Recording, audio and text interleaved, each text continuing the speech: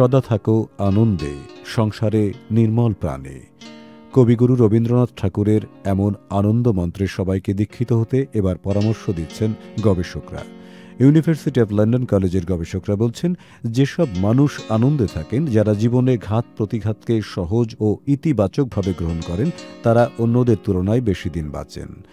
লন্ডনের proceedings of the national academy of science জার্নালে গবেষণাটি প্রকাশিত হয়। স্বাস্থ্য মনোবিদ অ্যান্ড্রু স্টেপ্টো 5 সদস্যের গবেষক দলের নেতৃত্ব দিচ্ছেন। তারা বলছেন, এই এক ধরনের শারীরিক প্রক্রিয়া যা কোনো সুখী মানুষকে আরও বেশি বাঁচতে সাহায্য করে। তাই সুখী থাকুন, আনন্দে থাকুন, বেশি দিন বাঁচুন। NRBC ব্যাংক, সুখবর প্রতিদিন।